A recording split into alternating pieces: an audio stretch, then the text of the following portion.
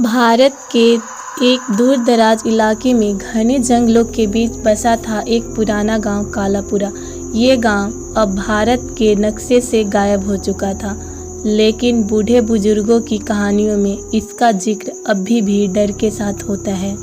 कहते हैं आज से करीब 80 साल पहले कालापुरा एक सुंदर और खुशहाल गांव था। वहाँ के लोग बहुत ही मेहनती थे, लेकिन अचानक एक दिन गांव में बहुत ही संगीन बीमारी फैली।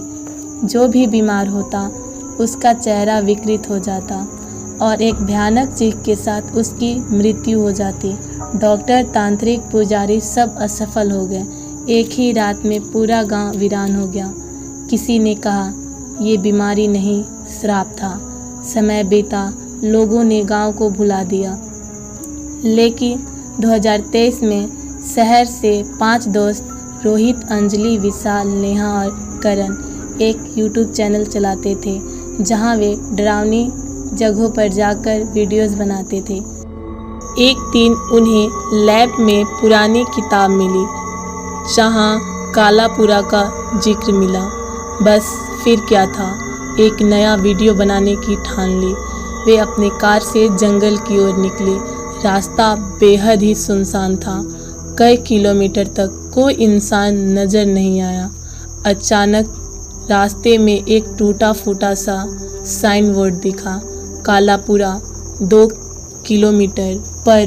बोर्ड पर खून के निशान थे, जैसे कि किसी ने चेतावनी दी हो।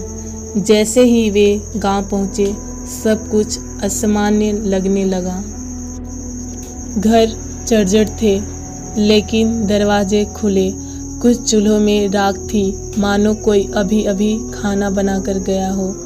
गांव में अजीब सा सन्नाटा था। नेहा ने देखा एक घर की खिड़की से कोई झांक रहा था, लेकिन वहां कोई नहीं था। करण को एक पेड़ के नीचे किसी की धीमी सी फुसफुसाहट सुनाई दी। एक महिला की आवाज़ जो बार बार कह रही थी, भाग जाओ। शाम होते ही सब कुछ बदल गया। सूरज ढलते ही गांव में तेज हवाएं चलने लगी और हर तरफ से अजीब सी आवाज़ आने लगी।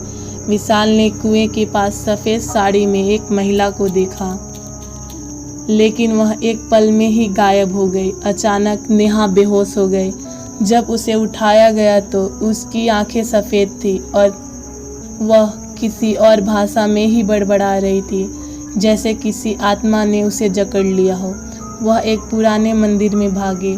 वहाँ एक पुरानी टूटी हुई मूर्ति थी और उसके नीचे एक पुराना तांत्रिक ग्रंथ पड़ा था।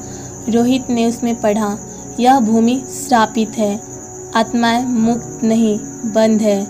मोक्ष तभी संभव है जब कोई बाहर वाला उनके लिए प्रार्थना करे। रोहित ने अपने दोस्तों की मदद से रात में ही यज्ञ शुरू किया। डरावनी आवाज़ें तेज होती गई। गांव के चारों ओर से भूतों की परछाइयां आने लगी।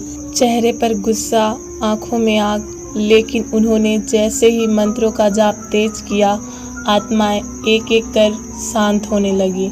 सुबह सूरज निकलते ही सब कुछ सामान्य हो गया। नेहा होश में आ गई। गांव फिर से शांत हो गया। ऐसा लगा जैसे आत्माओं को आखिरकार मुक्ति मिल गई। लेकिन रहस्य अब भी बाकी था।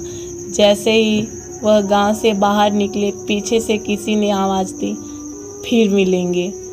कहते हैं कालापुरा अब भी वही है, लेकिन केवल वही लोग उसे देख सकते हैं जो उसकी कहानियों को सच मानते हैं।